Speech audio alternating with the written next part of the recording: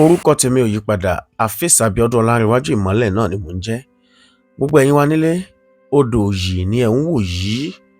Odò òyì tí mo sọ ìtàn rẹ̀ níjọ́sí nípa pé tẹ́ bá ti ń wò ó máa ń pín lọ́ọ̀kan, ṣùgbọ́n tẹ́ bá bu omi ẹ̀ ó sì máa ń jẹ́ kíni, ó máa ń funfun. Ẹ wò ó bó ṣe rí. Odò yìí ó jẹ́ odò tó lágbára bí mo ṣe sọ.